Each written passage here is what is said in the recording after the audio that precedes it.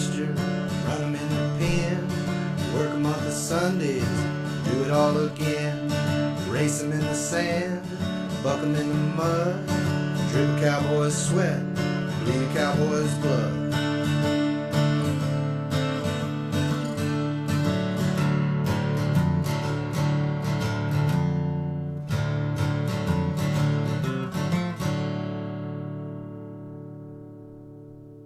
Hi, I'm tie-down roper Tyson Durfee, and you are watching the Pepper Stewart Show. What is he talking about? What happened? That guy told you stuff. What is going on in my ear holes? You would think coming up on there it goes. It's in and out. I don't know. You would think coming up on nearly 100 episodes, I would have my ear holes figured out by now. But I don't hear anything in my ear holes, so I don't know. I'm sure they can hear us on the box of faces. I'm sure they can hear that. So, what is going on, interweb net folks out there in viewer land? Those of you watching live or those of you watching replay, we hope you are tuned in for a good reason or not. I don't know. What is he doing on there? Apparently the audio is working because I can hear it coming off his cellular device over there. Magic box. All right. That works. So you turned in here to the Pepper Stewart Show. We got stuff for you guys tonight. We're going to talk to the folks. We've got Tracey. We're going to talk to her with the Crusaders Equestrians and Valor for Veterans. We're going to talk to her about her foundation, her foundation that she's got going on. It's a pretty good deal. We think it's kind of good, so we thought that you would want to know about that. So what's going to happen? And musical guests, we played them last episode. You heard some tunage from the Fiddlin' Sisters, and we're going to talk to one of them tonight as well. What? What y'all doing over there? Well, you told me to pick you on the phone. You're having a I can't hear you because my ear holes are not working. So I don't know what's going on over there. If you are talking, I'm probably not even plugged in over there, or maybe I am. I don't know. Oh, there's a guy named Steve who likes to come over there every now and then and play with the buttons. So maybe that's why I'm not hearing stuff. You plugged yours in? So wherever I'm plugged in over there, I'm not hearing anything. Struggling when you plug that white one. I'm probably at number one because why would I not be? Well, it's kind of touchy. Number one. Yeah, whatever you're doing with that is messing with mine. Oh. Do y'all figure out where I'm at over there? Yeah, are you on one? Probably. I don't know. I can't hear anything. Oh, well, look at that. Magic happened in my ear hole. You ever had magic happen in your ear hole before? I saw that on a movie once. She was not happy with that. Here's what's going on. Wow, that got really loud. Sorry, guys, on the viewer box there. I didn't mean to scream at you. Sorry. Yeah, here we go. Cow stuff. We got a lot of cow stuff tonight. We're going to talk about that. The Fort Worth Stock Show and Rodeo is going on in Fort Worth, Texas. If you want to go over and check that out, see what's going on with those folks. I know some people that are going. He does. He knows people that are going. Cow. We got some cow. Matter of fact, I don't know how many more shows I'm going to do after this because apparently I am rich. I just cashed in big time. So I'm going to tell you about that a little bit, how I won a international lottery and got some money. So I'm going to tell you about that here in a little while. Find out how I'm going to cash in on my money. Yeah. I got to hear this myself. Oh, yeah. I am rich. If you want to hire a millennial kid, we're going to tell you about that. Here's the deal, guys. We tell you every episode we rattle off a bunch of junk we're going to talk about. 90% of the time, it works 60% of the time, and we get to all of it. So that's what happens. So we got some stuff though. We got some good odd stuff. The men's, check this out. Tex was not in this, by the way, in case you're wondering. He did not have his Ugg boots. He was not in the Paris men's fashion show, but we're going to show you what happened over there and let you folks judge for yourself on that. Other than that, we got movie news. We got odd news, or regular odd news, movie news, cow news. Cow prices are up and down all over. I hauled some cows to the sale this weekend. Prices were good on the calves. I took some heifers. The heifers I took were 7-weight heifers, and they brought $1.27 a pound. So, you know, it is what it is. I took some old cows, and they brought nothing. Nothing. Them old cows brought nothing. You know what I mean by you want me to tell you what these old cows brought when I say nothing? $300. Hey, that's a nice little bar tab. A what? A bar for what? Oh. What bar are you going to? You spent $300 on the bar? Yeah. All right. Before, I guess that's what it's not a regular account. Oh, okay. Not right. All right. Well, while we got it flipped over that way, you're looking right there. You got Tex. Tex is there. You can see him. Howdy ho. Maybe he is. And then right there you got Cody Stowe. Spur's a word. What's up, y'all? Spurring bulls is his job, by the way. I try. That's what he does for a living. He is the baddest spur rider in the world. I saw that on the internet, so it's got to be true. Hey, I said it. He said it, but that's the deal. It was on the internet. Yeah, I mean, you got to believe what's on the internet, right? That, That's what they say. It just makes me hungry for Tide Pods all of a sudden. I don't know why. I just feel like eating some laundry soap and just washing my whole mouth out. I don't know. Hey, they do look appetizing. Do you know there's a donut shop in Frisco down the road from us that made some donuts with that design on the donuts? Really? For the people that like to eat laundry soap. And that's the thing. Somebody saw that. Somebody sent something to me the other day, and they said, do you realize the people eating laundry soap are going to be voting in the next election?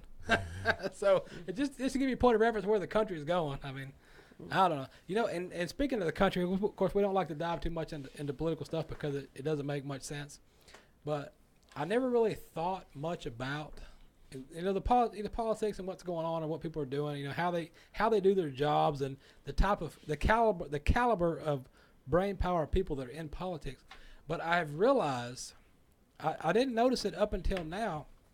I don't know if this has happened before, but with the current president we have, even the president himself, they all act like a bunch of 5-year-olds, griping and complaining about each other. Agree. And he took my toy, he took my pacifier, and blah. It's just like being at a daycare. And I'm like, is this really? So we got people in daycare running our country.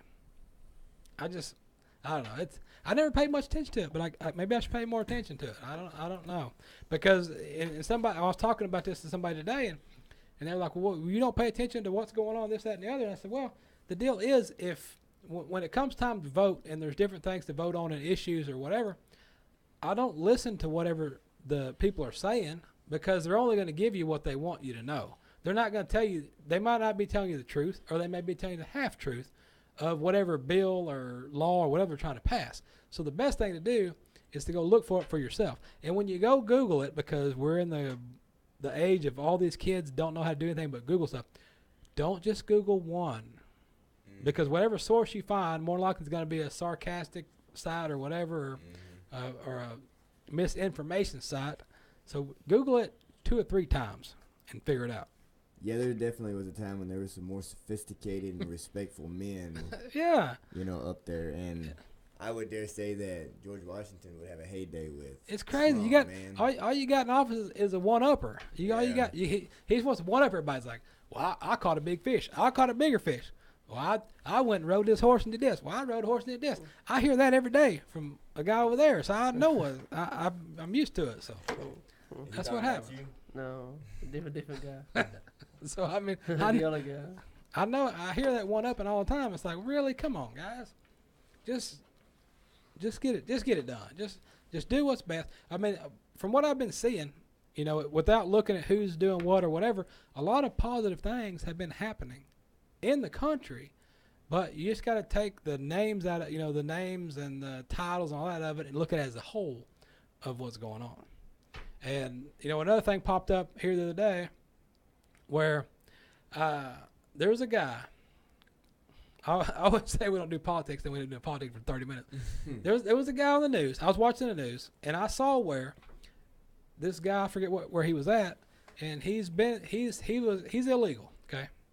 He's an illegal guy. He's been here for 30 years. All right, he came over when he was a 10-year-old kid. His parents drug him over. They kicked him across the border. I don't know how it worked. But he ended up being here. as a 10-year-old kid. He got a family. Right. And So he's a 10-year-old kid. Well, he's 30, 40 years old now, right? Okay. And all of a sudden, he's not a criminal. He hasn't been convicted of a crime. He's not in jail. But just randomly, all of a sudden, they're going to deport him. But And it's like, why? If you're a productive member of society and not breaking the law, then but he is your breaking job. the law, though. But here's the deal. He is breaking the law to an extent. But here's the deal. And I'm watching this story, and everybody's all upset. And why are they doing this to the guy? This, and this. But here's the thing. You got to look into the details. Okay. In 2009, it's 2018 right now. Okay. In 2009, they told this guy, "Hey, your time's running out. You need to if you want to stay here, you need to get your legal status done." In 2009, okay? If you want to stay here, get your paperwork done, get your status done, get it done. You want to be here? You like the country? You want to stay? Get your stuff together, you can stay here. 2009, okay? It's 2018. Yeah. So He had time. you had time. All I can say is, look, if you wanted to be here and you like the country, hey, I'm glad you do. I like it too. That's why I'm here. But you had time to get your stuff together. Yeah. And there's a lot of people right now that are doing that. That are, they have those, their time's running out or whatever. That's if you want to be here and you want to be a productive member of society, you want to, abide by the laws and do what you're supposed to do. Hey, more power to you. Just do it. But, and I get both sides. I mean, yeah, you've been here your whole life. You don't know anything other than being here in America. So Yeah. if they're going to deport this guy and go across the border and kick him out, where's he going to go? Yeah. What's he going to do? He's been here his whole life. I don't have much remorse for someone who, had 9 years to Right. to get it right. You had time to figure it out. But so I don't know. It's crazy stuff happens. But when you put a 10-year-old in charge of the country, I mean, the president's a smart man. He didn't get where he is in life by being an idiot. But I think he's older than 10 years old, though. Stop saying idiot stuff. What? Who's 10 years old? You say he's 10 years old when you put a 10-year in charge of the company. 10-year-old. Yeah, the president. He acts like a 10-year-old kid. No, but he's old. He's old. He's a lot older than that. But he acts like a 5-year-old or a 10-year-old most times. Okay. Acting like a little titty baby every time. Somebody wants to say something, he will blah, blah, blah, blah. Just like that, whoever that guy over there in another country wants to blow us up, and he talks about, I got a big button on my desk. And then the president's like, well, I got one too. It's bigger than yours, blah, blah, blah. That's not even how it works. You don't have a button. It's a briefcase. Some guy down the hall's got it. But, you just want to one-up everybody. Just say, hey, you got a big button? All right, well, you got one. Good. I'm glad you got a button. All he had to do that's all he had to say. Oh, you got a button in your country to push? Okay. I'm glad you got a button. It's nice to see technology is working in your country to where you have a button on your desk. More power to you. That's all he had to say. He wanted to be a smart aleck about it. But yeah, I don't know. I get a kick out of it. Of course, when I go to the gym, I watch that stuff on the news. Somebody's ring-a-ding-dinging over there. I watch that stuff on the news. So I rarely ever get calls. So at the gym, I don't even see think that. about it. Uh-oh. Okay. Well, that happens sometimes. Are we supposed to be doing a show about something other than thought so. BS? I thought that's what I came here for. You can watch this crap on TV at home. All right, you folks out there in interwebnet land, sorry for burning your ear holes up on stuff. I don't know. I just see stuff happening. I think, what in the world? Maybe I need to go eat some Tide Pods and enlighten myself. That's the dumbest thing, and they keep doing more dumb things. Oh, we've got a flyer up on the show page about Tide Pods for those kids. Yeah. What you're supposed to do. I saw the donut shop deal. Now, you see that? You see the one we put out? We told the kids, look, take your Tide Pod, go drop it in the washing machine, put your dirty clothes in there, turn it on, watch magic. Magic happens. All of a sudden, your dirty clothes become clean. Yeah. Try that. We need to call somebody, apparently, don't we? Mm-hmm. I just had a phone call, but it was the wrong one. Was it a wrong number? Somebody wrong numbered you? All right. I guess we need to. I guess we are going to ring-a-ding-ding somebody. It's almost time to call people. Oh man. So what do you guys do the weekend? I went to the horse sale. I went to the horse sale. That's what I did. I've been trying to buy horses on the internet, but here's the deal. I've tried to buy a horse on the internet, and then the people find out who I am, and then they all of a sudden tell me that the horse isn't for sale. Are you kind of horse fighter, or who are you? Well, no, it's because when they find out that they're trying to BS somebody on a horse, they don't want you to come on. They don't want you to come on here and call them out.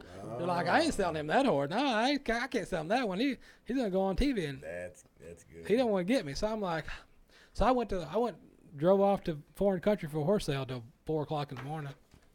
What foreign country? If he touch you. Same difference. Who we calling? We calling somebody? Oh yeah, we are. Okay. Yeah, so that's what I did. I went over there and went shopping, and I still didn't get anything. I still didn't get nothing, so I'm still horse shopping. So if anybody else got a good using horse, I'm looking for a good, here's what I need. I need a using horse, something I can use. It don't have to be fancy. It's something I can get on and go ride. And if I got to catch a cow, I can go catch a cow without getting bucked off. That's it. Simple. That's a simple order, isn't it? I got a good one for you. Come try him. Pistol Priest. He's got one. Yeah. Pistol Priest got one. All right. Well, that's what I need. I need to use a horse. I'm not gonna pay $10,000 for you. Did you hear that, Pistol? He said he ain't gonna pay no $10,000. Now, if you got a $10,000 horse, you got to find a $10,000 buyer. But apparently they have one. Yeah. all right. Well, shoot some DMs over, and we'll check him out. DM, PM. Yeah.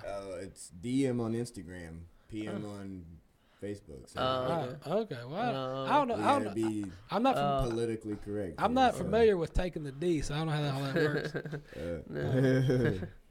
All right. Let's hit the switch over here. All right. We told you we were going to talk about stuff, and we're going to do it right here with Tracey. I'm not going to say her last name because I'll get it wrong, just like I always get names wrong on here. People get mad at me because I say their names wrong because I'm not a good name speaker. But right here, Tracey is with us. She is out on somewhere running down the road with a gun, going to shoot people or something. I don't know. What's going on? Hey! Well, my last name is Nazarenus, by the way. So yeah, you would have botched that. Nazarenus, I was way off.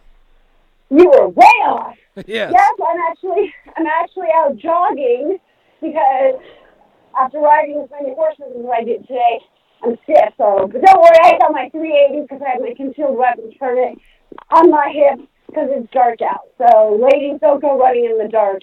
No. That's a bad idea. Where are you running? Where are you at? Where am I? Yeah. I'm in Colorado. I'm actually looking at a beautiful sunset over the mountains. It's like pink. And you can see all the mountains right above or right below the pink. Okay. We're about in Colorado. I've only been to Colorado one time, and I had to go to Estes Park to the Stanley Hotel, some Halloween deal. That's all. That's my knowledge of Colorado. Oh, well, I live here, so I kind of see it all the time. So. All right. So tell us. All right. So now we were talking about, we got the veterans things going on and your equestrian team. So where do you want to start? You want to talk about your equestrian Crusaders? You want to jump into the veterans program? Well, yeah, we have. So our 501c3 or C3 is under Crusaders Equestrian Team, and we have 4 programs under that name, and one of them is Valor for Veterans. If you're in Colorado, we actually use our horses, because we're all cowgirls, and we use them for bringing back families, helping with, animal therapy, so to speak. But if you're not in Colorado, Valor for Veterans has a brand new thing, full circle, fresh start, pay it forward. So I truly believe, as a country, we have gone to thank you for your service as a way to thank our veterans. And it makes me sick because it's easy to shake someone's hand and say thank you for your service, but there's not a whole lot of actions behind the words. So, with what we do is when a veteran first has, a lot of them are coming back with post-traumatic stress. We all know this. So, they can call us up and they can say, hey, my life is overwhelming. I can't take it. And we start with triage, okay? What is the emergency problem that you called up? A lot of times it's, my wife locked me out of my house or my husband locked me out of the house. I'm being an ass. and we talk them down. Or it could be something like, I'm behind my car payments. If I don't get my car caught up, I can't go to work, and if I don't get to work, I can't pay my bill. So that's what we call triage. We fix that part. Then we figure out how they got there. Well, we got there because we didn't go to work, we were sick, we have a spouse that was sick. There's a lot of reasons. And so we in order to solve the problem, we have to double back, okay? Okay. And we have to figure out why this happened. And then we put them with the right people, like the benefits, finding them a new job, debt consolidation, whatever it takes to get them to what we call the fresh start. So they've gone the full circle. We know how they got there. We know how not to repeat this bad circle, and we start them with a fresh start. Then it's their turn to go find a veteran and pay it forward to helping a veteran, or at least get the veteran in our Crusaders program. All right. It sounds weird, but I'm telling you right now, these veterans, they don't like aggravation, and our society's full of it. So think about their lives overseas. Right. And think about your life here. If you're in the military, you don't have a cell phone that is attached to your face and attached to your hip. You actually have to talk to somebody. And you actually have to have a brotherhood code. Then they come back to our country and their families, where everybody's around the dinner table, literally on their phones. Right. There's no communication. They don't understand what they're coming home to.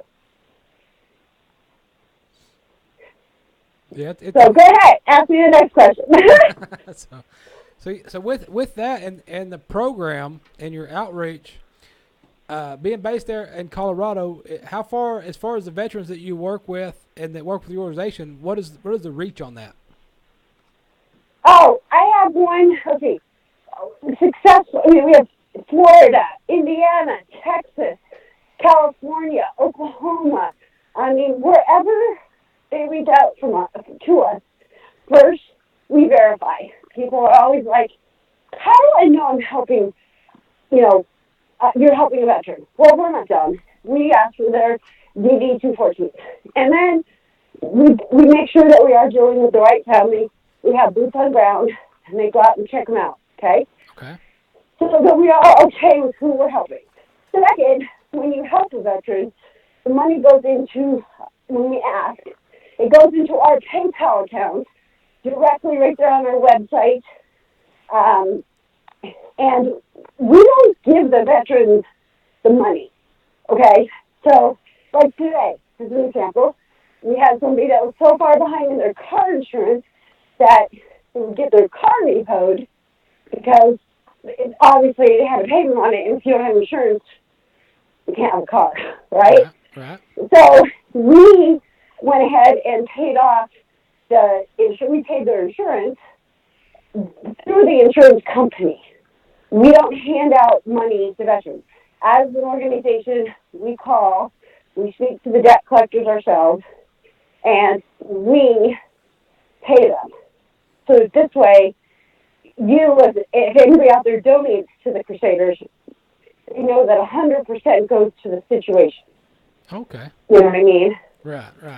That makes sense, because you got, you may have some out there. It's like, hey, yeah, I need some money for this, and then they get the money. Like, well, do I need to really pay this one, or can I wait? And so that. Right. Exactly. And that happens. I mean, sometimes their judgment. The VA hands out drugs like it's their Tic Tacs. So part of that is the problem. They are sometimes not thinking straight. And it's not their fault. People in this country, I mean, if you watch on my Facebook page, this guy burned his uniform because what they do overseas, okay, they're basically trained to kill people to defend our country. And then they come back over here And our court system actually deems them as dangerous. They are so trained. Kind of, like the Sylvester Stallone movie. And that's happening to them in our court systems here in the United States. So, bring it. I'll answer anything. Okay, all right. Well, we got it. We're gonna brought it. We're gonna brought it to you. All right. You're gonna brought it or bring it, because I can handle it. It's already been brought. I saw it. I saw the movie one time. All right, tell us about your Crusader Equestrian team. What's that all about?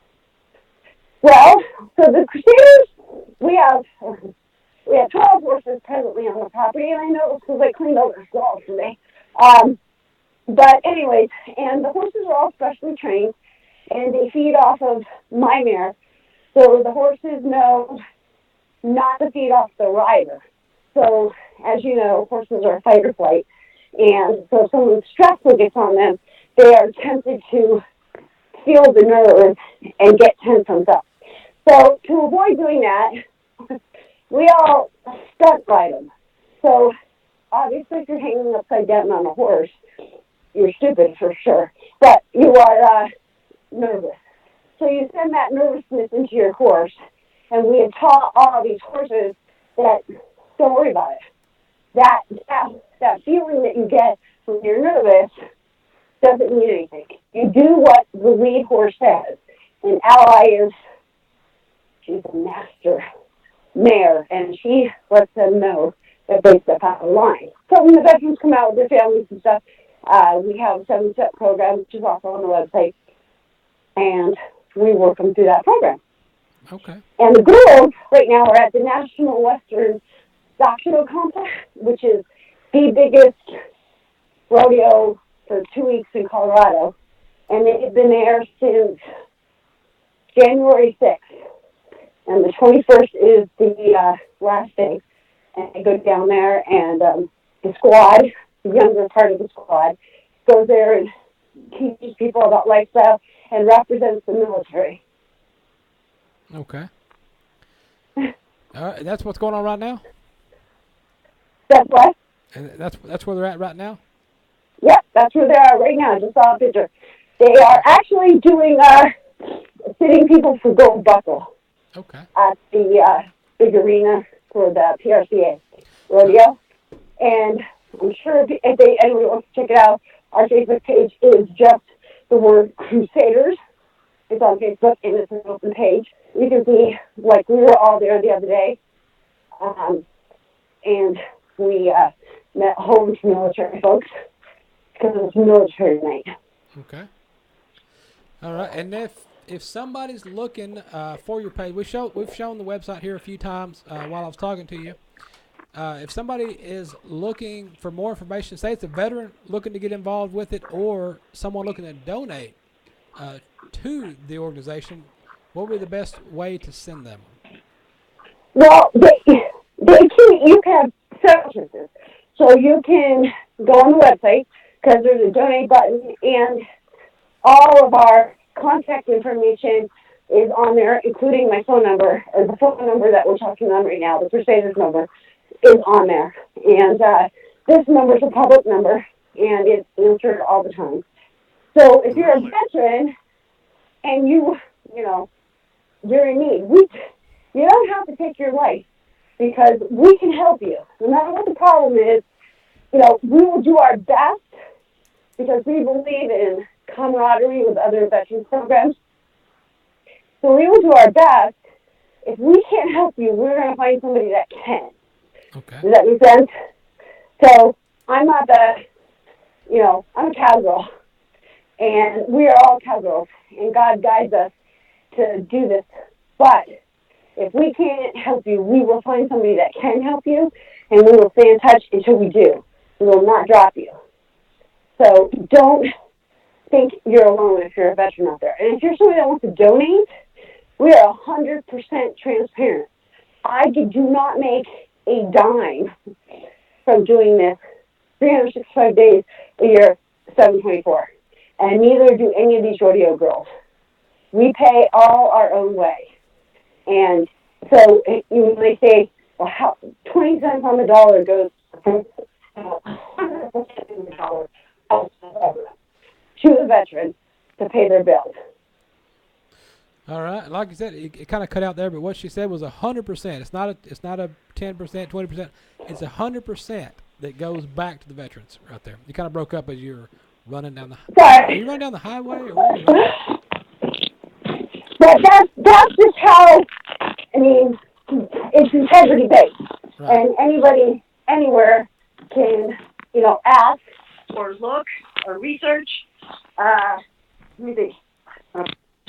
Okay, can you hear me better now? Ah, there you are. Okay, so you can, anything that somebody wants to know that has a question, of course my LinkedIn page is how you found me, with my name, and all of the information is on there. So, and the thing about nonprofits that bothered me, and I'm very strict about this, is if you don't have a phone number for a veteran to call, you are worthless.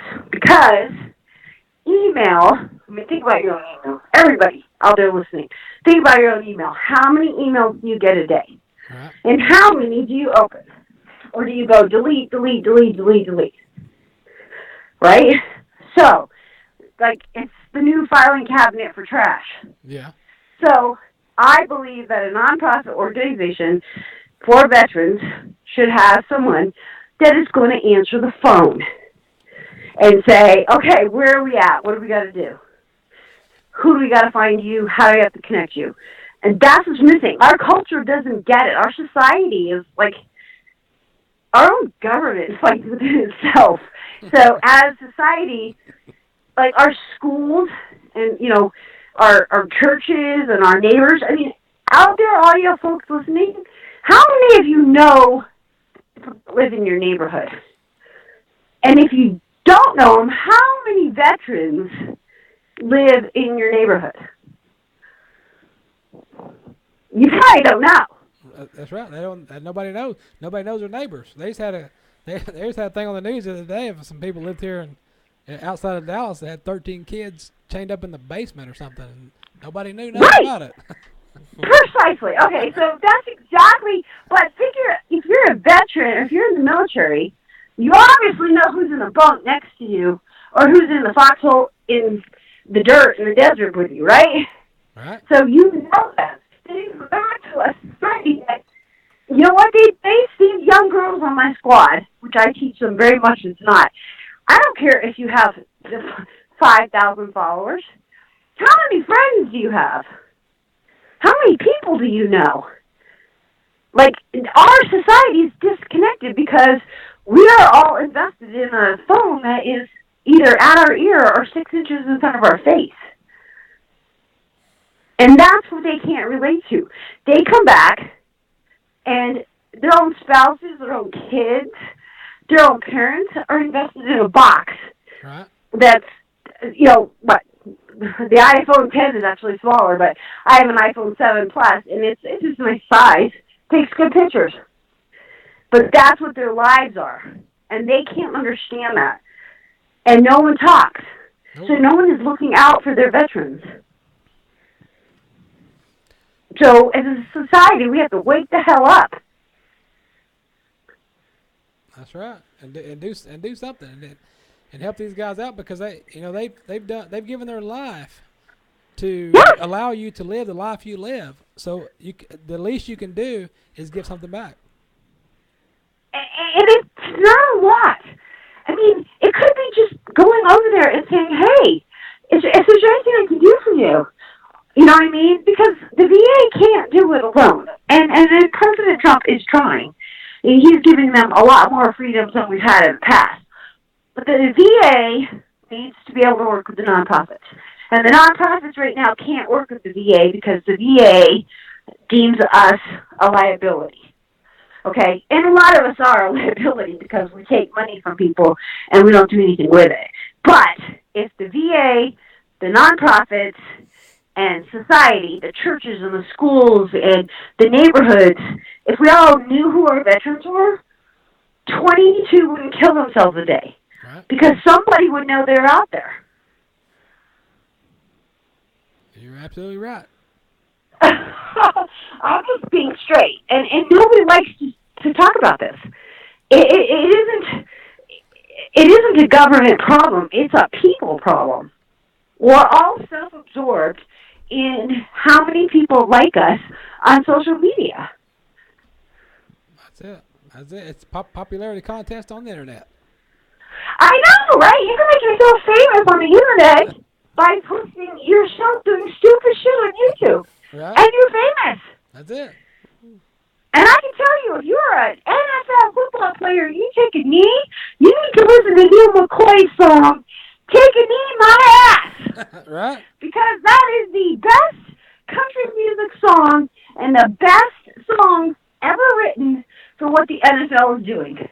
And it was just released this year, in the last 4 months, by Neil McCoy, Take a Knee, My Ass. Go listen to it because it'll make you stand up and cheer. I stand up. You know? I stand up. If I'm watching on TV and the anthem comes up and I'm in the living room, I still stand up. So.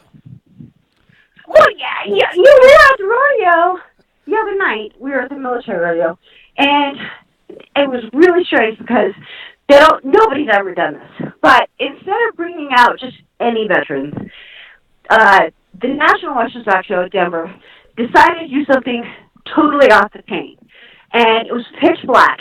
And when the lights came back on, there was a whole, God, it brings tears to my eyes, a whole bunch of Vietnam veterans there. And they were in the horse arena. And they said when they came home, they were spit on. They were treated like crap. They were treated like awful people. And today, this crowd, we have a chance to let them know that we appreciate them because nobody ever said thank you to the Vietnam veterans. And there was one guy out there that was 93 years old standing in the middle of that horse arena while that rodeo crowd cheered. And we all know football players make $1 million and billions of dollars, right, out there doing this shit. In rodeo, we, as rodeo people, we pay to play. Yep. So if we want to run barrels or chase that cow, we have to pay to enter. And if you miss or knock a barrel over or miss your cow or get bucked off, you go home. You donate. You're called a donator. Yep, game over. But yet, the American sport, they say it's football? My ass, it's rodeo. Because we all stand. And we all stood that night, and we stood through every guy that was announced and what branch he fought in and where in Vietnam he was.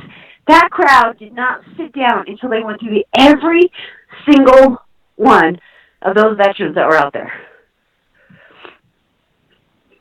So, I mean, even 9/11, think about it. How many of our firemen and police officers died that day on 9/11? Right? Okay, well, how many went in there and risked their lives and actually survived? We don't know because we only honor the dead. Right. Every 9/11, they list all the people that died that day, which, God, that's awful. There were a lot of people who on 9/11 went in and survived and are now living through hell. I wear a patch on my logo coat from New Jersey, a New Jersey police state trooper who was on the ground that day, and he died of brain cancer after being exposed to the toxins down there. And he died, and his mom sent me his patch, and it's on my rodeo logo coat to remind people of the sacrifices of the people that lived and didn't just die that day. And our society isn't aware. No, they have no idea. And you got people, there's a lot of people today that weren't, and you got kids and the young generations coming up that weren't even alive at that time or very young at that time that have no concept of what took place. No! Or what families are going through. I mean, how many kids lost their parents that day?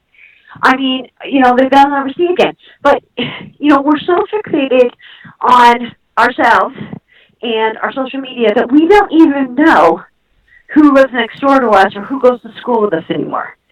I mean, they're texting and they're Snapchatting, kids are, all the time. My girls, I mean, they work their butts off for the veterans, for the police officers, for the firemen. I mean, they work their butts off. They go to these events, they shake hands, they say thank you. They actually take half the phone calls. So if a veteran calls in, they might get one of these 15-year-olds on the phone, and they're going to listen to their story, and they're going to try and put the pieces together of how to help them. And they're 15, and they get it. Right. So it's not that they can't get it. It's that our culture isn't teaching it. Yeah. Amen to that. So we're okay with the NFL just not playing the national anthem.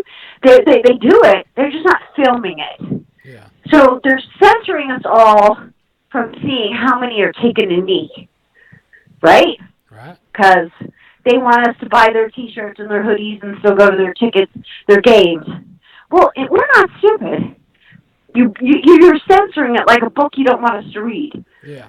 So I can't wait to and I dare any player or any coach of whichever teams end up in the NFL Super Bowl, I dare you to take a knee, because the whole country is going to be watching. And when you take a knee, whoever took a knee is going to cost them, because all those sponsors that pay $1 million to have their advertisement, their TVs are going to get turned off.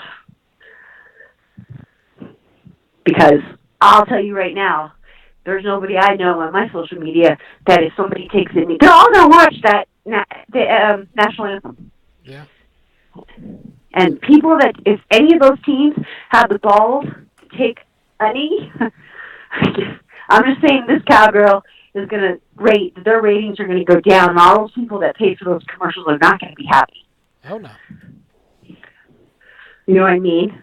So the show that shows, the Super Bowl funniest commercials, that'll get higher ratings than the NFL Super Bowl. Super Bowl? Yeah. Yeah, that's and half the people, they're just watching for the commercial anyway. Well, yeah, absolutely. But at this point, people aren't watching the NFL. So they're going to watch it for that national anthem. They've already posted it. They're going to show it, and they're going to see if anybody takes a knee, and they're going to show it. Oh yeah, that's going to be their trick. That's their clickbait. Their rating bait is they're telling everybody we're going to show it, because that's how they're going to get everybody to watch, and so you can get in there and help their ratings get up by watching to see who does what. What? Yeah, right. It's the first 15 minutes. I mean, do you have any idea how many of us are dead serious that if somebody on one of those teams takes a knee, that TV is going off? We'll just wait for the commercial show to come out. Right. Okay. You know what I mean? We'll just wait and say, hey, yeah, the funniest NFL Super Bowl commercials. They do a show of it every year. You don't gotta watch the NFL. You don't have to watch them play football to see the funniest commercials. Oh, catch the after show. Yeah, they just catch the after show. Yep. Exactly, and there's no NFL. And those players, if they take a knee, they get exactly what they deserve from this country. Yep. But our veterans, they fought, and they did fight for the right for them to take a knee. And I've heard that. Yeah. But it doesn't make it right. Right. They picking on both sides, and like I've said before on here, we've discussed it a time or two, here and there, and it's like, and people have brought up the law this, law that, and I've said, there is no law that tells you to do it, but as an American and respect for your country, you should want to do it. Right. Are there injustices? Yes. But guess what? There's injustices on every aspect of every diversity in life, from economics to color to whatever. There is going to be things that are not fair. We live in America. We're not a communist country where everything is the same. And if you can make what you want out of yourself, and these veterans that go over and serve this country and come back to what we have to offer them, I gotta be honest, why would you enlist in the Army, Navy, Marines, Air Force, Coast Guard, any of them, to come back to serve for us? Because as a society, we don't deserve it. It's time for everybody, and it's just time for the folks here to just for our first responders, military, something like that. It's just time for everybody to just kind of up, step it up a little bit, just kind of up, up your game a little bit, and show a little bit more respect to these folks than what you're currently doing right now. Right, to appreciate their sacrifices for us, okay? Because we don't appreciate them, and it shows within our actions, which shows within the suicide rate of them. Look at the police officers. Did you know that the statistic now for law enforcement is 122 police officers in the United States kill themselves a year? That's not good. That's way too many. Right, okay, and if you take their life to go to work, nobody's dialing 911 to say, hey, come over and have a cup of coffee and a donut, okay? They call you because their life is going to hell in a handbasket, and they need you to come bail them out, right? So you get there, and then they're unappreciated. It's no different than the veterans. They're damned if they do, and they're damned if they don't, mind my language. But the point is, they are. In our society, you can throw them under the bus and hate them, but I dang well guarantee you if someone's going to break into your house, I bet you they still dial 911. Yeah, you're still going to call. You're still going to call the cops. You may not like them, but you're going to call them. Right, you're going to call them, but you don't like them. You're going to throw them under the bus, but you don't like them, but you're going to call them. And that's what's wrong with our society. Backseat drivers are, like, we take their word out versus somebody right in the minute. From veterans to everybody else. You were there, physically. You were there. You watched it. You did it. Why are we having backseat drivers on all these newscasters? Really? Yeah. You're interviewing somebody that, A, has absolutely 90% no idea what really happened. They have a theory on what happened. They have an opinion, and we all know what opinions are, right? Oh, yeah. Everybody's got one. And they all smell. And everyone's got one. Yeah.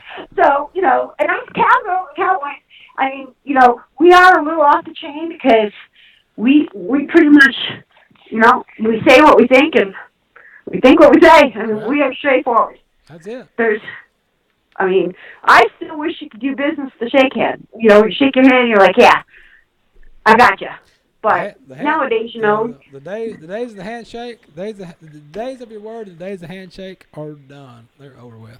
Right? Now you need at least one attorney to look over something before you sign it. Then you probably should get it notarized after the attorney signs it. Yeah. So seriously, our life is just, what have we done?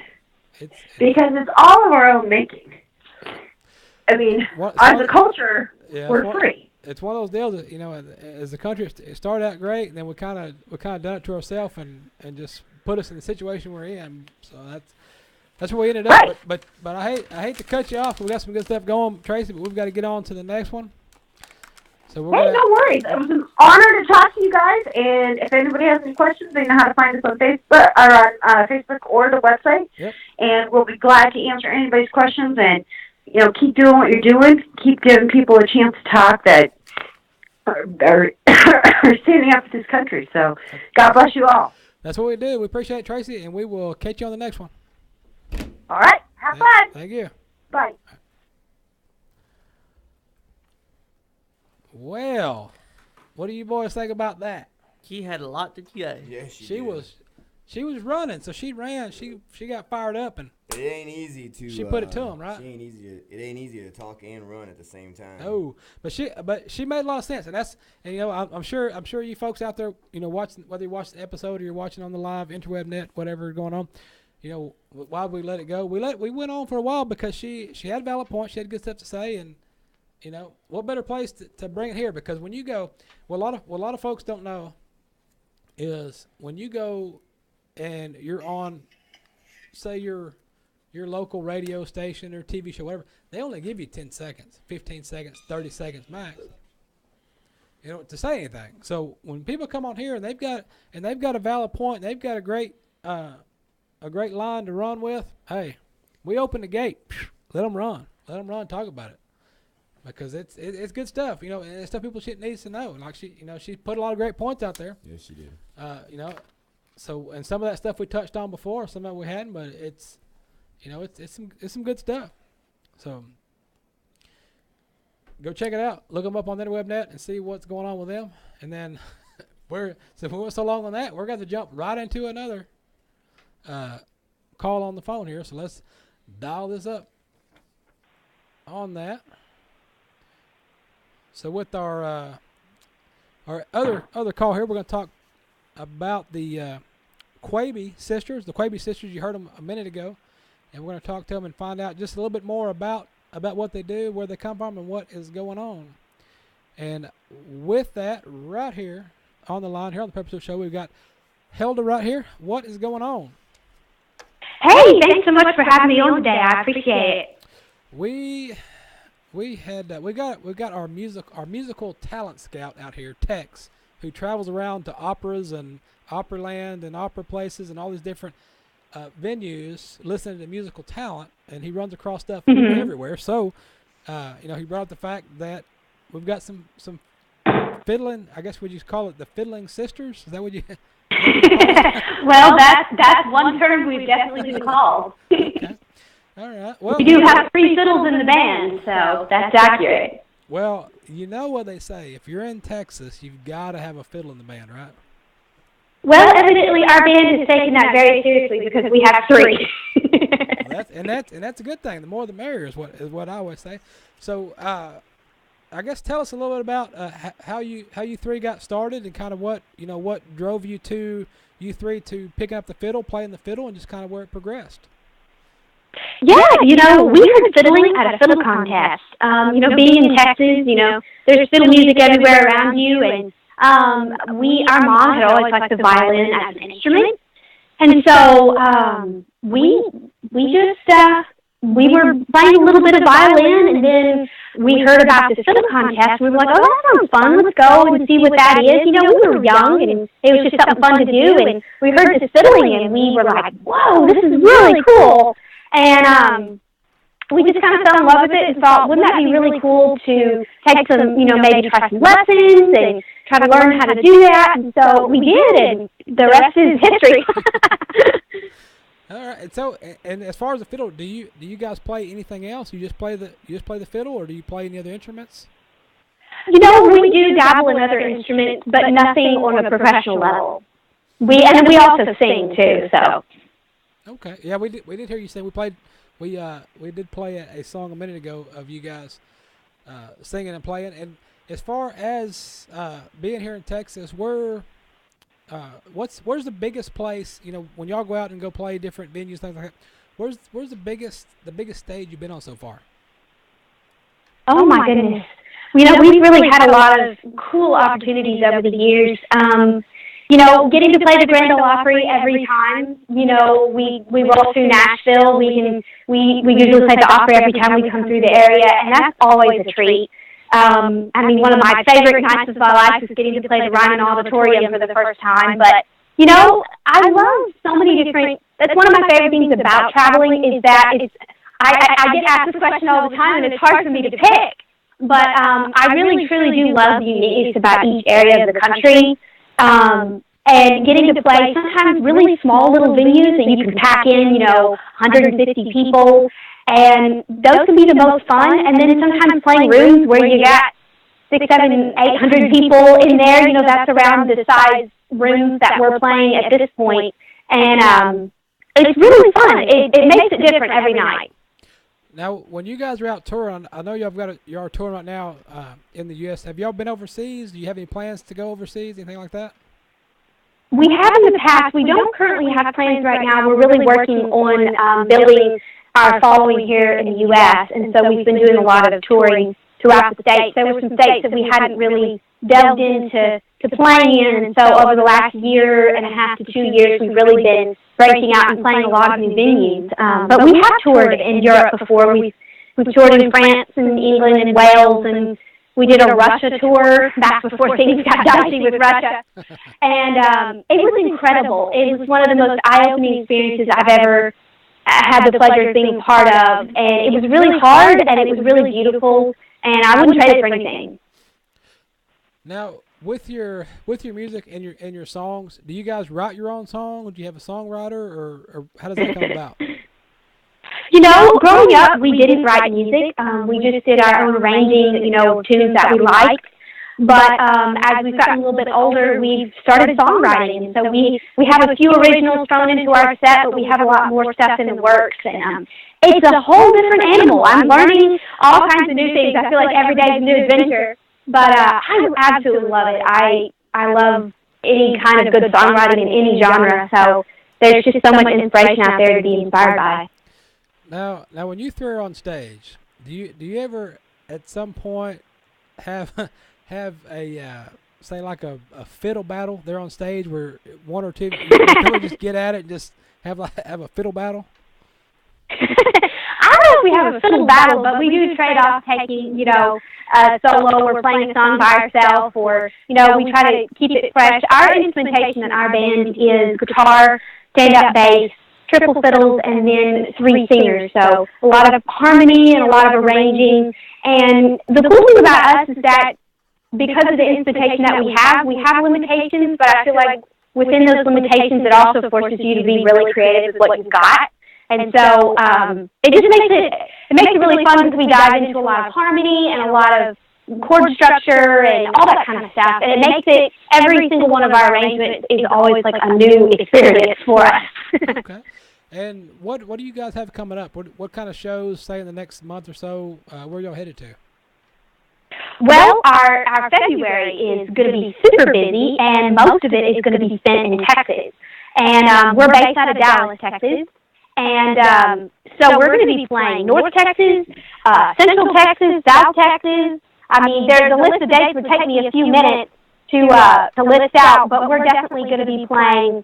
Yeah, we're playing Panhandle, Gulf Coast, Central, North, West, you name it. But if folks want to come see us play, which we would love to have your listeners come out to our shows, they can check out our website, and that is QuebeSisters.com. And I'm sure you're all wondering with burning desire, what does Quebe, how do you spell that crazy name? And Quebe is spelled Quebe. It's nothing like it sounds. No, so, yeah, QuebeSisters.com is our website. We have our tour schedule, and, of course, that's all of our dates are posted on our social medias as well and all that stuff. Okay, yeah, we got that pulled up for the viewers right now, looking at the website here, so they can see. Very cool, awesome. So they can see how to spell it. There you go. I made sure to roll it down where they can see how to spell. But yeah, we Tex brought it to us. And, hey, there's a great group right here. It's got some good music. So we checked it out. Thought, hey, that's some good stuff. So we want to talk to them and see what's going on. So we will do that. We will send the folks in your direction to your website. Let them know where y'all going to be and what y'all got going on, and maybe send some folks out to one of your next upcoming shows. Yeah, definitely. And we also tour in every other state in the United States. So if you have listeners, in other parts of the country, y'all come on out because we're everywhere. This last year, we had such a busy year, and I think 2018 is going to be even busier. So we're really excited about this year. We will do that. You got folks watching worldwide. So wherever you're going to be, they're going to be, so they can come check you guys out. That's amazing. That's so cool. Well, I don't want to hold you up any longer. I'm sure you got stuff to do, so we will let you go. But we appreciate you visiting with us and telling the folks, a little bit about your background things, and we can't see if we can't send some folks your way and check you guys out live in concert. Thank you so much. I really appreciate you having me on the show today. Thank you. We'll see y'all down the road. All right. How about that, guys? That's amazing talent we got there. There we go. Tex that's the thing about Tex. He's always on the highways and byways, talent scouting. He's a talent scout. The Glade Water offer, he goes Glade Water touch you. He goes to Glade Water, checks it out. He goes over there. He's everywhere. So he's a traveling man. So we blew it up on calls today. All right, let's get into some real stuff. Let's talk about not realer than real, but I mean that fiddle stuff is that's hard stuff right there. Yeah, it is. I like the sound of a fiddle, but I don't think I could play a fiddle. You know what I should have. What I was gonna ask her, but I didn't. I was trying to see if she was gonna say it. But what I was getting at is, when they're on stage, because I didn't want to ask it. Once I got to talking about it, I was like, I'm sure they talk to people all the time. They get asked this question, so I don't want to be the same Yahoo to ask the same question. But what I was wanting to know was, when they get on stage, at some point, does the devil go down to Georgia? Do they get down there and fill that thing out? That's what I want to know. I was wanting to know. Does the devil really show up in Georgia for a contest? I want to see if they get after it, like that. But she did say they get into it a few times. So, with that, let's talk about some cow stuff. Tex, you got cow stuff. What is going on in your cow stuff over there? Well, people have stolen cattle in northeast Oklahoma. All right. Not only cattle, but stolen something. Stolen a tractor with equipment and a trailer stolen from a property near Rogers County. Uh-oh. Soon after the New Year Day, one Steve, we don't know. Steve, might have been Steve. They took a 1985 Massey Ferguson Model 250 open station tractor. It is tractor red with gray stripe and a white canopy, and it had a yellow box blade attached. Uh-oh. Somebody did some dirt work. Somebody did some dirt work to do. Okay.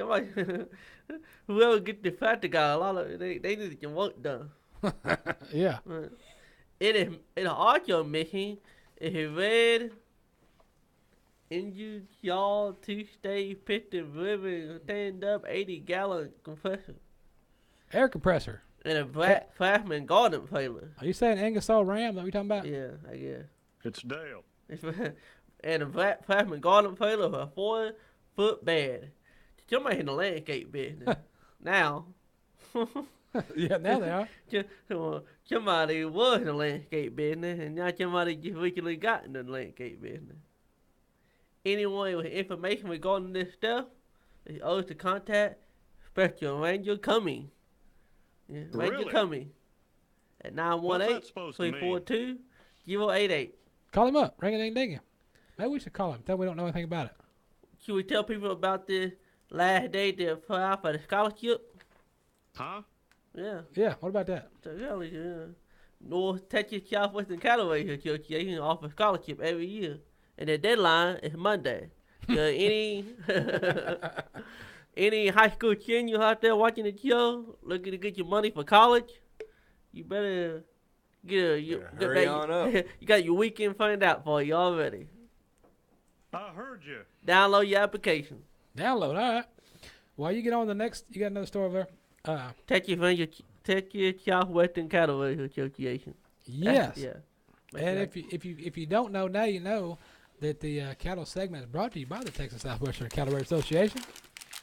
That's where you download the application. Yes. The cattle convention is coming up March 23rd to 25th. Tickets on sale right now. It's going to be in Fort Worth.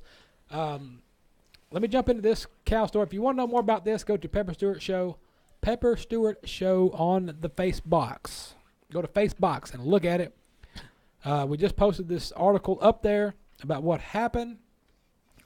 Breaking news or not breaking news, depending on how you look at it. But JBS USA and Five Rivers Cattle Feeding. Five Rivers Cattle Feeding and JBS. There was an acquisition that just happened.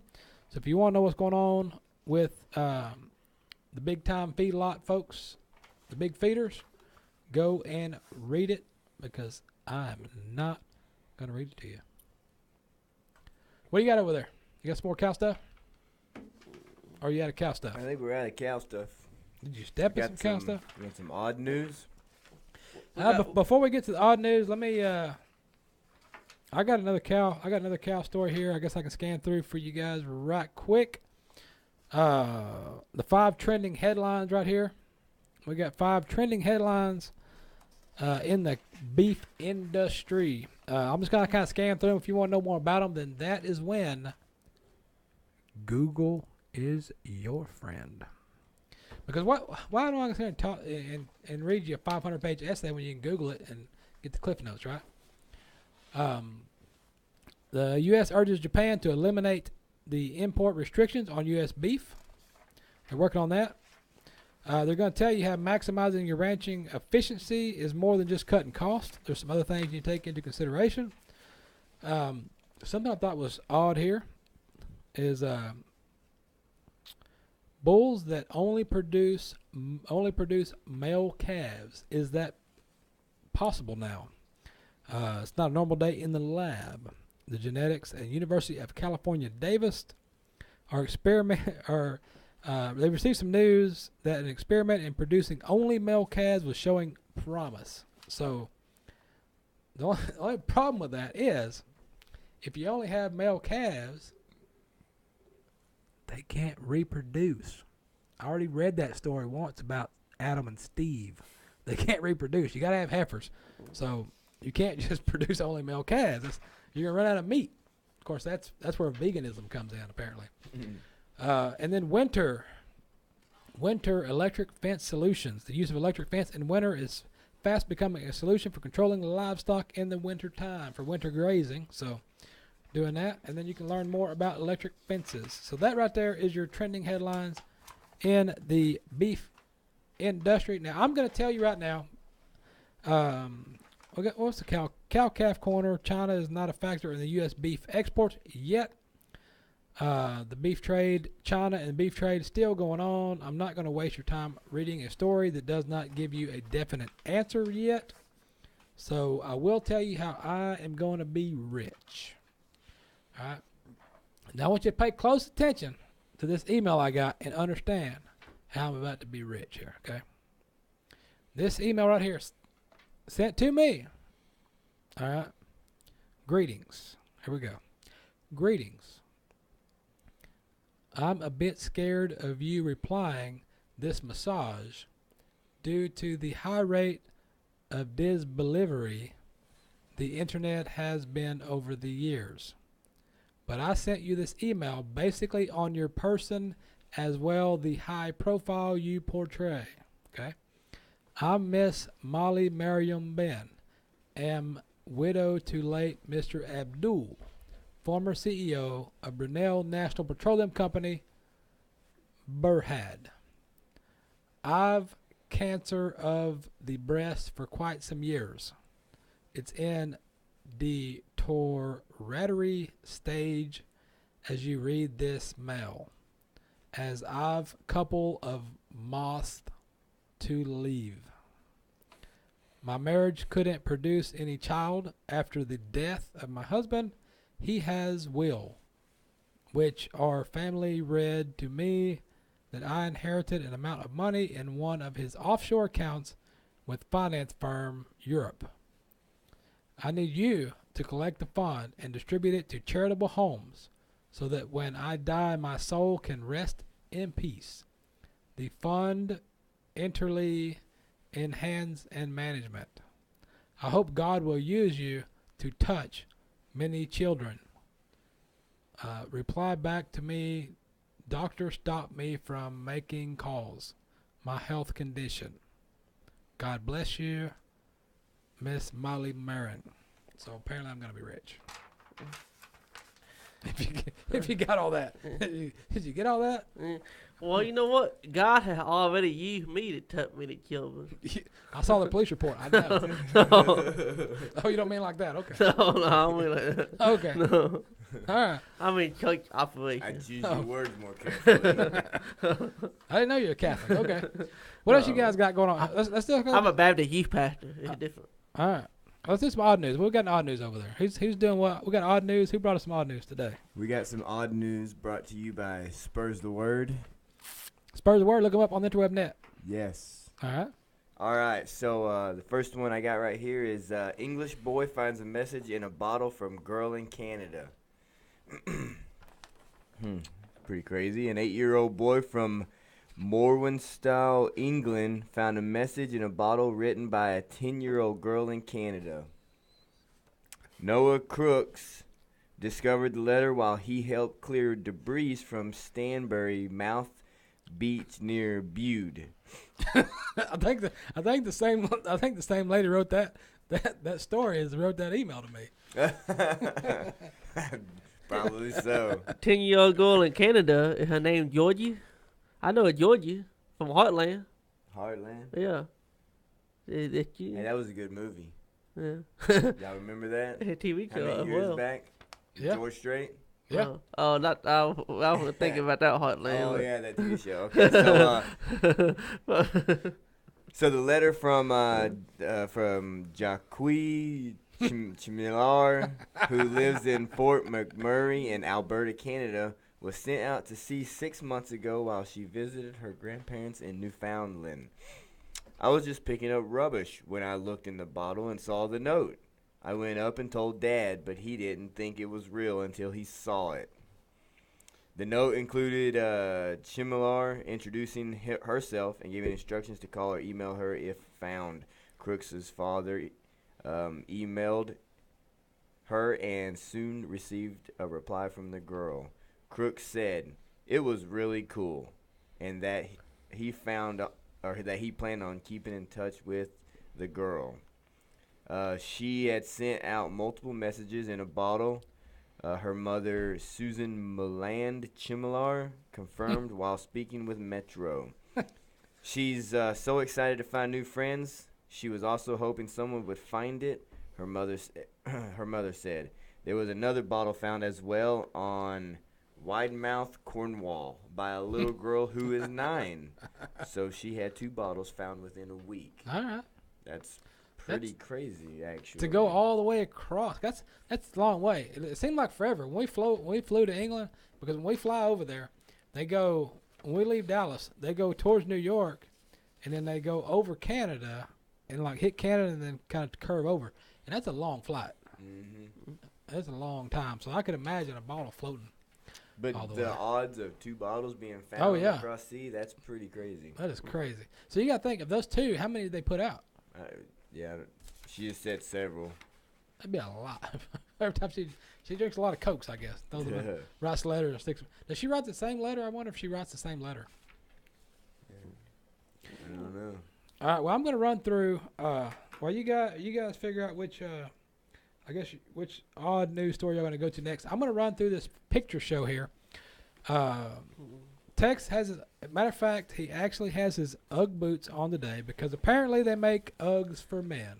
Waterproof men boot. In case you have an accident in the bathroom, your boots will be good. So anyway, Paris. He's not in Paris. He's here. He's not even in Paris, Texas, which is close. Look at that. He's going to be he's going to fall here in a minute, fall over in the chair. I think he's pulling his boot up. But what is going on right now in Paris, France, all right? We're going to show you guys the latest fashion from Paris, all right? Look at that. Ugg boot. Men Ugg boot right there. Look at that. That like a men Ugg boot? Says Ugg. Look at it. It says Ugg right there on it. It's even got a little cord. You can put keys on there. Like you lose your keys. Keychain. Got a keychain on your boots, all right? So here's what's going on. Paris has this is a men's fashion show. I'm going to be sure you guys understand. These are men that I'm fixing to show you. All right, so we got a fashion show going on right here in Paris, France. And these are the new styles for 2018 right here. This is the fashion that is going on. I don't know if this is like a Roswell, New Mexico, if he's out there, picking up alien bodies. I'm not sure what's really going on here, but this is your men's fashion for 2018 from the Paris Men's Fashion Show right there. So I have no idea what's going on here. That looks like it belongs in a special room, that one right there. It's got like just the perfect mouth hole. I don't know what that's for. Those sunglasses, I would wear those sunglasses right there because I could use those. But wow, that right there is man's. That right there is like he tore a hole in a sleeping bag and stuck his head through it. But I don't get the pig deal. Everything says pig on it for some reason. I don't know if it's. I don't know if this is the year of the alien spaceship suits. I don't comprende that part of it. But that's right there is what is going on with your man's fashion in 2018 right there. Yeah. No. So did you pick out anything you plan on wearing right there? No, I don't know how we go with that much into fashion. Sure, I know that you're gonna be looking that stuff up on the internet. He'll come rolling in here tomorrow. He's gonna have a space suit. Now, what if it was raining? What would you do if it was raining? Who's got a story about the rain? Somebody take the rain in there. Umbrella mistaken by a gun. Man. A what? Umbrella What happened with the umbrella? mistaken by a gun from lockdown at a Washington hospital. How'd you take a gun in the hospital? But I had this young about an umbrella. Wait, I don't know. We honor King Young about umbrella. Maybe they were king and we honor Young. How they say it? L-A. Ella. I heard that on your Vines. You were karaoke in that song. Yeah, I have. Huh. I karaoke a lot nice. of things. But anyway, Son, have you a lost your Washington mind? State hospital went on lockdown Wednesday when the staff mistook a man shaped umbrella for a rifle. All right. Evergreen Health Hospital in Kirkland had a lockdown notice on Twitter at about 9 a.m.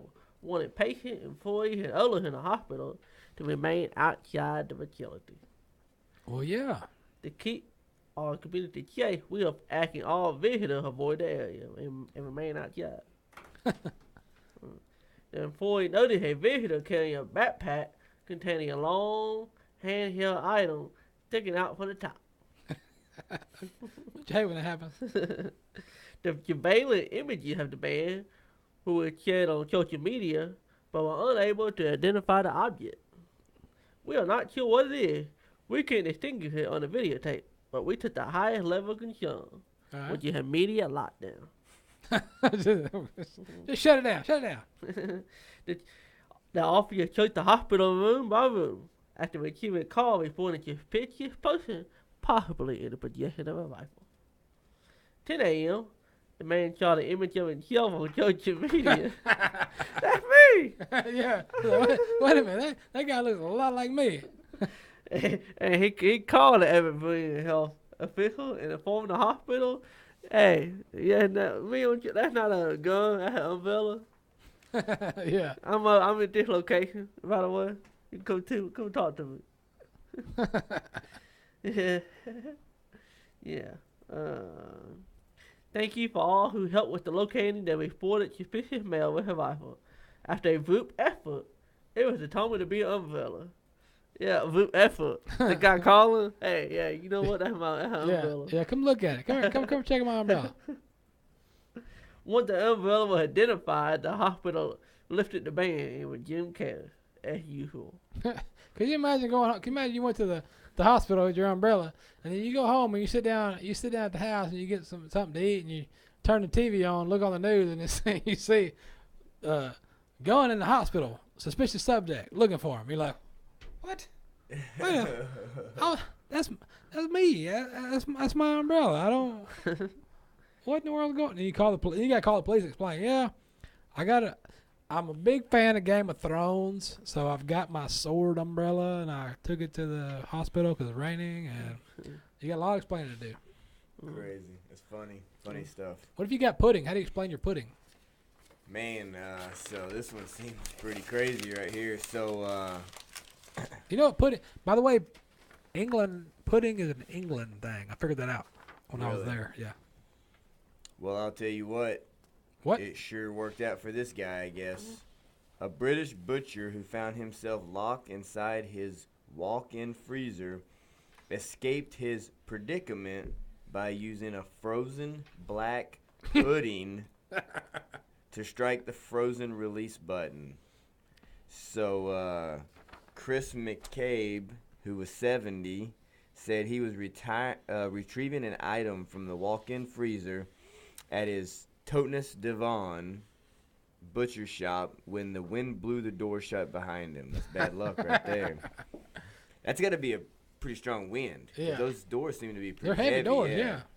So McCabe said he found the emergency door release button inside the freezer, which was set to a temperature of 4 degrees, had frozen solid. No one could hear me banging. Black pudding saved my life, McCabe told the BBC. The butcher said he used the frozen blood sausage as a battering ram to to operate the frozen button. It was the right shape. I used it like the police use battering rams to break door locks in. It was solid, pointed, and I could get plenty of weight behind it, he said. I'm lucky, really. We sell about 2 or 3 each a week, and that was the last one in there. So if he had that big black sausage, it'd been stuck in the freezer still. Oh my God, that's the funniest story I've read yet. Yeah, I didn't know that when we were over there. I figured out the first time we were in England, but I was like, I saw about pudding, and I was looking for pudding. I thought it was like a cup Jello type pudding. Right. No, it's not. It's that blood sausage or whatever. Really? I don't think I ever ate it. I think I just stared at it. I did not want to put that in my mouth. What else we got going on? I know the feeling. We got some Fake Invader. movie stuff. Space Invaders. What happened to Space Invaders? A giant Fake Invader marked game 40th anniversary. You ever play that game before, by the way? I have no idea. I don't think so. I don't even know what the movie Space is. Invaders, man, that was 40 years ago. That's before I was born. But so. it was still out. It was still out in those times because you go to, when you're in Grimes County and you go to the deal, they had a table. It was on a table back then. It was a table you put your quarters in the Space Invader game. You set the table. I had and you pinball play. machine. No, it's the thing where it's where you got that like a little airplane looking deal. It goes back and forth. It shoots the. And it shoots the stuff as it's coming down. Yeah, I played it. Yeah. Oh yeah. 40th anniversary. It's Game Boy. What? No, it was maybe in a Game Boy in your day, but I mean back in the old days in the 90s. Yeah. It was a table, and it was like a glass table with the Space Invaders in there, and I think you had a joystick and maybe a button. Yeah, I and remember. you just go back and forth, just shooting those whatever it was before they got you. Yep. So apparently it's 40 years old now. Yep. Alright. Okay. Cool. Yeah. What else you got? Got let's see, some Hollywood stuff. So Starz is developing The Continental, a Chris Collins penned drama connected to Keanu Reeves' John Wick film franchise. The possible series would focus on a hotel that serves as a refuge for assassins in hyper-real version of Los Angeles. Collins would serve as a showrunner if the pilot gets picked up, and Reeves is on board as a producer, but the cable network did not say if Keanu Reeves would be expected to act in the project. No casting has been announced yet. Chad Stahelski, who directed the first 2 John Wick blockbusters and is poised to helm the third, is expected to direct the pilot. The project was announced Friday by Starz president. The series is truly unlike anything else on TV. It should be good. I've never watched the John Wicks. I think I watched the first one and I was impressed. I've heard they're good. They kill a lot of people, but I've never seen one. Yeah. I know the second one is on HBO or Showtime, one of those networks or something now. The second one's out. So I'm guessing that by the ratings of the second one coming out and the other, I guess they're going to try to make it into a series. Yeah, I just feel like it's not going to be as good without the actual. Yeah, so I don't know what's going to. I guess I'm going to have to start watching the first one to figure out. I'm pretty sure it was a while, but it was pretty impressive. I liked it. I wanted to watch the second one. I'm going to have to do that. What else we're going to have to do is we're going to have to get on the highway and byways of the Tejas here. We got Tex right there. Look him up. Tex Travis. He is on the Facebook. Look him up. Tex Travis Facebook. Check him out. Go dance with him at the nearest dance hall he's at. Maybe I'll be ballroom dancing into my studio tomorrow night. He's got stuff going on. Cody Stowe right there, Spurs the Word. Look them up on the interweb net. They're on Facebook. They're on Instagram. Spurs the Word. Grab some Spurs the Word gear. And if you already have some Spurs the Word gear, be sure and tag them in it. Yeah. Tag them in the stuff. If you got stuff on, just tag them in it. We love seeing it. So they can see what you're doing. Maybe you might be spurring bulls in your Spurs the Word, by the way. So send them a picture of that too, and check them out. Spurs the Word. Look it up. Everything else going on with the show, where we're going to be, what's going on. Pepperstewart.com. Be sure and follow all our social media links because our social media manager has got stuff going on all the time.